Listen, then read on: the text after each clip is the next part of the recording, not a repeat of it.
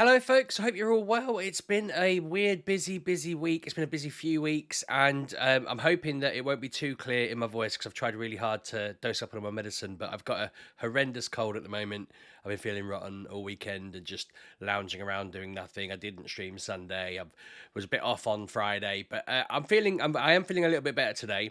I'm in work and everything, and yeah, my voice just comes and goes, and 1 minute I'll be coughing nonstop, and then I'll be fine for a bit. So I'm hoping we'll get through this video. But yeah, it's been a cool week. I've been really hammering the game jam. Which I'll talk about in a bit. I've been getting sort of updates from different bits and pieces. The kids have all had little updates, and yeah, there's just lots to talk about, which is nice. It's always good to be busy and have stuff to talk about. So one of the big things for me, I think I mentioned on the vlog before, but I did a business startup course as like a thing. I just found a website that offers like free level two qualifications to people in the UK. Level two qualification is like A to C grade GCSE level, and they offered all sorts of different things. I originally clicked it because they did an autism exam, an autism. Qualification where you could learn all about it, and I thought that might be useful. But then while I was going through the list, it says you can do 7 a year, and I ended up picking six and thought, oh, okay, I'll put them in an order and I'll learn about what things are interesting. And then I ended up doing the business one. I got the message yesterday saying that I've passed the final two modules of that. So I get my certificate through. It means I know all about how to start up a business and manage a business for the first few years and that kind of thing, which is cool. Because I mean, a lot of it I did already know, but I've tightened a few bits of knowledge. I've learned a bit of extra stuff. I just felt like it was a cool qualification to get because I've witnessed a company go from a couple of directors in a room to what it is today at work, and I just thought it'd be cool to know like what else is involved and just learn more. And there's other courses off the back of that I'm looking at, but I still want to do that autism qualification just to learn all about it and understand autism better and be able to just say, oh yeah, when I talk about this, I've actually gone and bothered to get qualifications and stuff. I'm not sure it'll be the be all and end all, but it can't hurt, I would think. And if it's rubbish, I can kind of pull them up on it and tell them that it's rubbish from what I already know. So yeah, that's been cool. That was fun. I also sorted out. Well, we sorted out. We got Emily's GCSEs all sorted. I know I did a video the other week about how it was a bit of a mess. They didn't tell us it was coming out. They only let us choose a couple of bits. She got what she picked. She's doing art. She has to do Spanish. She has to do either history or geography. So she picked history. Those three are sorted. She didn't get any other options, but I was a bit annoyed at the time that they're only doing 8 instead of the 11 that I did, or 12 that I did. I can't even remember now exactly. I did count at the time, but someone pointed out to me that ultimately it's about what they get into A levels with, and no one really measures it after school and all that, do they? When was the last time I was asked mine? And I checked with the school, and every single A level they have, she can do regardless, even if she changes her mind in a few years. So meh, yeah, do 8. It's fine. Go and get your A levels. Go, A levels are what uni care about. So, from there, she'll hopefully go and get a degree and become very successful and whatever. So that's cool. I also, Ben come home the other day, had an enormous meltdown, was an absolute kind of chaos ball. Just, sorry, I thought there was something at the door then. Chaos ball of just stressing out and getting upset. And I thought to myself, this has been going on for a while now, and we've not made a judgment call on it. I'm going to ring the doctors and I'm going to book him in for an assessment. So they're ringing me on Thursday, which is 2 days' time, to talk about referring him for an assessment. It'll take ages, which it does. I'm hoping they might have some sort of method of saying, well, when you're autistic and your son's autistic, your other son is showing signs of autism, he probably is. It would make sense to weed out the obvious low-hanging fruit quickly to clear the list, right? I don't know. It just feels like it's an obvious one. But when Claire came home, I told her, she was like, yeah, no, that's fair. I understand. I'm glad we sorted it. So he's on the list, or he's on the process. It's just, bless him, he's hit that age where he is just struggling with it. And I'm less stressed than I was with Ollie. This is about the same sort of age it all kicked off with Ollie properly. Differently, Ben's the sort of child who, at the moment, touch wood, he's going into school and being fine, sitting near. He sort of sits near his teacher all the time. He's very. She said he's like her little assistant, just sits next to her and listens to what she's saying and follows her around and wants to stay close and just generally rely on her for a bit of comfort.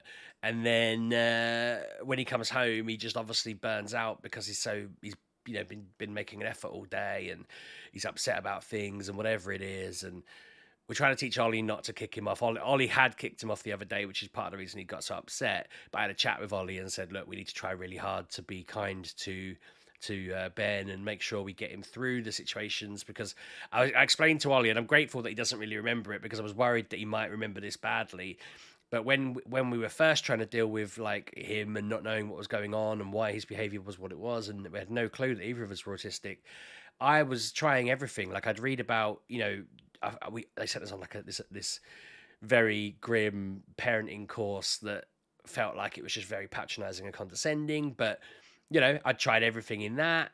A lot of it just felt like it was inappropriate for the scenario or whatever, but I would push through, and I tried just chatting with him more, leveling with him more. I tried, just being very firm and saying, right, you've crossed the line, you go into your room, you can come down to eat dinner and you go back to bed. I remember taking him upstairs, just putting him on his bed, shutting the door and leaving, to try and not give it attention, and just generally felt awful about it, because none of it was my my reaction. It was more reading online for ideas of what to do, and then it was like, oh, okay, he's actually autistic. And if we just meet his needs better and understand his needs better and make an effort to understand his needs, we will get there. So with Ben, it's very much like, what's caused the problem? What is the issue? Let's have a look at the issue. Let's fix it. But when Ollie's trying to kick him off, I just sort of said to him, look, we need to stop. We need to give him space. We need to ask him what the problem is when he's ready. We need to work with him. We need to just make sure he knows that we're all on his side, and eventually he'll come round. Because when we tried to leave it, he was just he picked up a cushion and was just trying to swing it at me constantly. And I was like, I'm not trying to come near you. I'm not going to get in your space. I just want you to be safe. I want you to stop throwing things at me, or throwing things around, or kicking things, or pushing things over. He just kind of gets it in his head that he wants to do something destructive in the moment, and that becomes a bit of a problem. But I feel like he had a long weekend like everybody. He was in a very good mood today. He was in a very good mood yesterday. He seems to have calmed down a lot. He's had a bit of a rest. I feel like as the term goes on, he'll probably just get more tired. But it's interesting times, because I just remember it all with Ollie, and it's just flipped the other way around. Ollie used to come home having had a day of chaos, and he wanted to just chill out. Whereas it's the other way around here. He's had a chill day, and he's come home to chaos because he's been holding it together. Ollie didn't mask at school. Ben is masking, I guess is the way I'm wording it. Speaking of Ollie, thanks for all of your advice. So many of you nudged me by sending me the links, information, guides, so on and so forth, for getting Ollie a blue badge. I filled it, like the first few people sent me them. I went on the site, I filled it out, I applied, thinking we'd get absolutely shot down. Because last time I rang them and spoke to them, they shot me down. But when the next morning I got an acceptance letter, pay your £10, we'll send you the pass. 5 days later, the pass has come. It's sat next to me now. It just needs to go in Claire's car. It's I can't believe that we could have got this years ago. Effectively, it's absurd. I just had to send his EHCP. I had to send some other bits and bobs. It was so quick and easy. Part of me is like, I don't know why I didn't. Well, I know why I didn't do it sooner. I was told not to, but it's one of those things where, I feel like if you haven't got one and you could get one for your child because they're unsafe and they want to run away and they could have a meltdown at any moment and that kind of thing, it's well worth looking. You can qualify for it if you need it, and you just have to explain why and show them evidence, which I did, and it's all sorted. So the system's rubbish, though, isn't it? It always wants to put you off and tell you that you don't qualify for things you do, just to see whether you don't come back. And I get that you could argue we've made do for the past few years, but actually there was a pandemic and we just haven't gone to as many places because we thought poor Ollie might struggle, and that's not our way to live, to just like not take him. I mean, we got better at that in more recent times, I guess, but even then, this feels like it's going to make a difference. We can park at places and know that him and Ben, which I think Ben will need to get one in future too.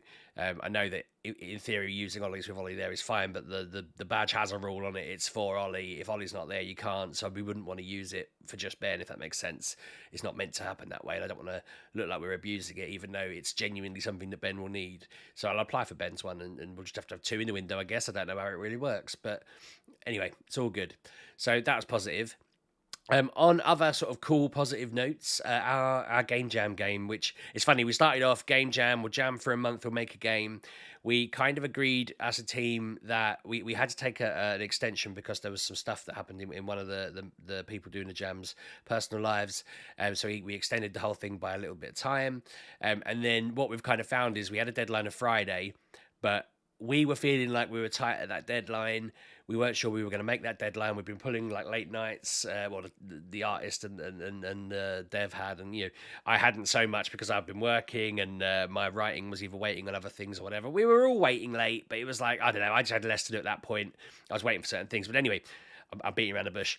And yeah, we were basically stretching everybody, and I think had one of those points where we were just like, it doesn't really have to be till, I think it was Thursday we said it doesn't have to really be till Friday morning. And then we were chatting to other teams and they were all like, oh God, like it's really hard. We can't get things done in time. And we were like, well, why don't we just not make it Friday morning? Why don't we just make it like Monday? Because it's a bank holiday weekend. So then all weekend we have been pulling late nights. And obviously I've had this cold flu and, other people have been stretched in the team and that kind of thing, but we got to like last night and we were just like, it still feels like there's too much left to do to get this all done by Monday, which was Monday night sort of thing. So luckily, a couple of the other teams messaged me being like, I was like, how are you getting on? And they were like, oh yeah, we should be done in a couple of days, a few more bugs to fix.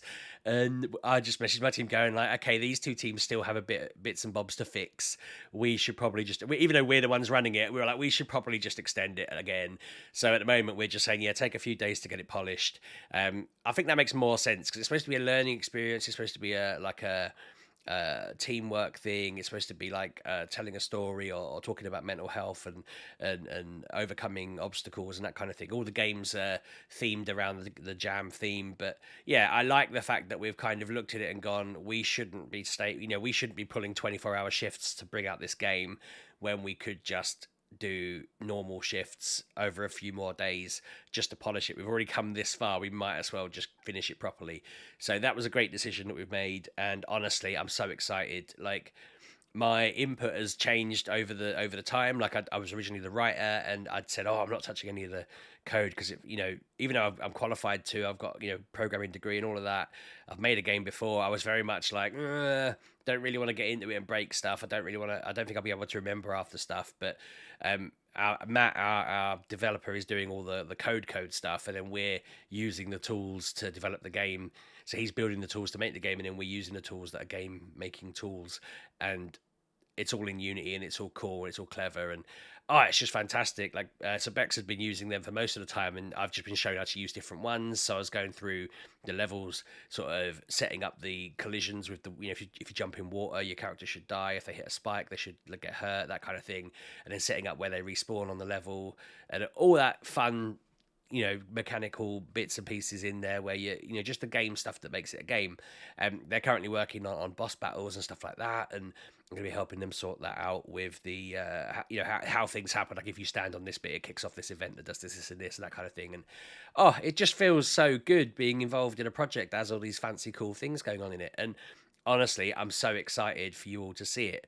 I was thinking last night that I feel really lucky that basically I knew when I was setting up the team, when we were setting up the event, that I was working on a team with some really good friends of mine, Bex and Matt, who, I've talked about them in the past. Bex is this award-winning, artist who gets invited to sort of international events and does all this living out of selling artwork, comics, all the different things on Patreon, that kind of thing. Just outstanding at art and that. And then there's Matt, who's this like Microsoft MVP, he's made AAA games, he works for a game dev company as a senior developer, he knows what he's doing, he builds the fundamentals of games so that they work and so that people can use them to create games. That's his whole thing that he does. He did the podcast with me earlier in the month. He's seriously good at what he does. So I was like, okay, I've got already two really strong, solid team members, and then there's me writing it that I'm just privileged to be working with them. And then we have Sandwich in our team, who I knew was good at music. I knew that I've heard their music before, and thought, okay, this person has talent. But they're the composer for our game, and bloody hell, are they exceptional. Like I said to them, after this game, you need to be sending that soundtrack to every game developer in the world, just showing them what you can make, because you've just done that with minimal. We've just said to you, here's some pictures of what the levels look like, here's the vibe we're going for, go and make a soundtrack. And they've just composed this amazing soundtrack and all the sound effects and everything on their own, just sent them to us and gone, yep, there you go. And they're so talented, it's ridiculous. And there's me thinking, why am I working with these three amazing people? Like, how has this happened? Like, we've got someone in there as well who's they were saying they're quite new to coding and they want to learn. And I'm like, God, they come into the team and I know they must be feeling the same thing of just, I'm in this team with these behemoths, these giants, I was calling them yesterday, just knocking it out of the park. And I'm well happy because, like, I know I've been writing the story and all of that, and I've written stuff before, and I'm not trying to like play myself down or up. I'm just trying to say that like it's very nice being able to write a story and have someone draw it amazingly and code it amazingly and put the soundtrack to it amazingly. I feel very privileged. It was sending me on a bit of a tangent in my head of just like how, we just had Best Thing from Turin come out yesterday, and like check that out on YouTube after this. And I'm like, why do I live in this life where I'm going on random trips to cities with a 250,000 followers YouTuber, and on Saturday we're going to watch a load of massive YouTubers and TikTokers play football against each other, and I'm just going to be there filming it and standing around in the changing rooms again and all of that, and I'm just like, that's uncanny. And then I go home and I make a game with this senior AAA dev and this, internationally renowned comic artist and this outstanding composer who's just like, people just need to hear their music. They're going to go far. Like, I live in a weird life. Like, even I've said this in the past, that even at work, like the people who founded the company I work at were just like top of their field in Europe for cybersecurity. I live a weird life where I have no business being near any of these people. And I'm not saying that in an inferiority kind of way. I'm saying that in more of a bloody hell kind of way. Like, part of me is like, you need to be doing better with this. Like, I feel like this is a bit like saying there's roots right there that I don't know, but I'm not. That's not what it's about. These are really good friends, and I'm very privileged to be friends with them and know them, and I'm very happy with that. It's awesome, and I'm just really excited for you to see our game. I really hope that the way you feel about it is the same way as we feel about it. We're very hyped about it. We're just at that point now where we're tying up some loose ends, we're polishing it, we're playtesting it. I just feel like it's honestly like it's just outstanding. I know we made a game last year that was like a visual novel. This is a full on like Metroidvania platformer with stealth and like narrative plot and so forth. And it's just like, yeah, I reckon people are going to enjoy this, and I can't wait. I so can't wait for people to play it. And it's had a truly amazing team on it, so it's worth playing. Honestly, like, I wish I had more of a platform to be able to tell people these people are great, see what they've made. But yeah, I've had a great time. I am very hot. Sorry for the little cut in the middle. Someone knocked at the door. Claire's been saying to me, remember to give this person this package when they knock on the door. So that's why I kept peeping to the right throughout the video.